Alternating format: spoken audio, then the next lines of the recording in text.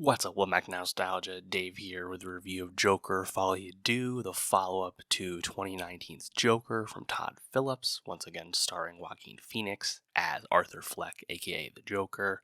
Joker 2, notably adding Harley Quinn, played by Lady Gaga. Joker 1 feels like so long ago, but lest we forget that movie was a massive success, not just commercially where it grossed over $1 billion and was the highest grossing R-rated movie of all time until Deadpool and Wolverine came out this year. That film also had a ton of Oscar nominations, including Best Picture. Joaquin won for Best Actor. The film also won Best Original Score.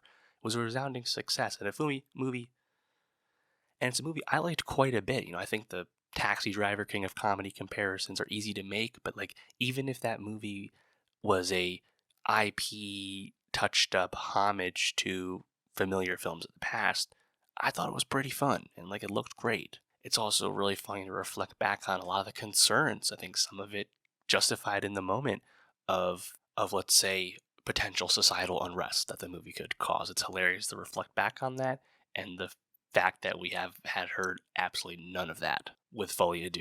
Of course, it's been 5 years between these movies, and Joker 2 had a middling reception at Venice. Of course, the first film won the Golden Lion at Venice, so it has not been quite the same go-around. Todd Phillips has openly said that 2019's Joker was not created with the intention of having a sequel. Nonetheless, the massive success of that film basically demanded one. Joker Folie is unfortunately not entertaining and gripping enough, and the film very much exists in the shadow of its predecessor. I do respect it for being a bit subversive with its character. It makes you so uninterested in Arthur Fleck, you don't root for him.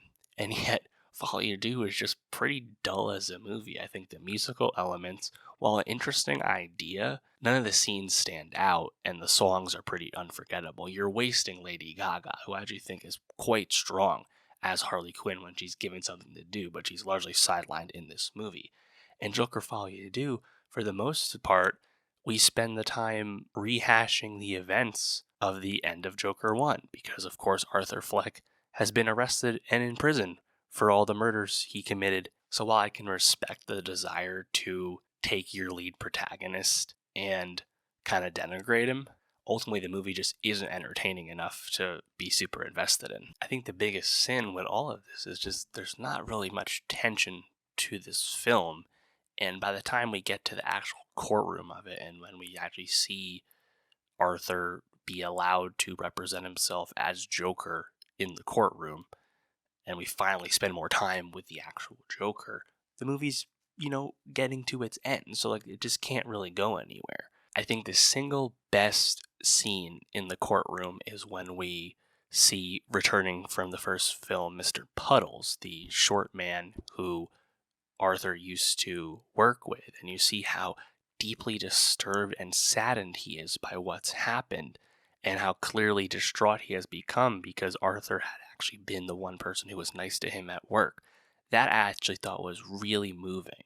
Just about everything else, though, was a rehash with little else to it, I think if this movie had really standout musical numbers in terms of memorable scenes between, Gaga and Joaquin and these fun, they're all dream sequences, obviously. If those scenes were a bit more memorable, I think you could forgive a lot of issues with Joker 2's lack of story. As I said, Gaga is wasted. She's a magnetic screen presence, as we know. I think we're not approaching A Star Is Born, obviously, but she does great in this role.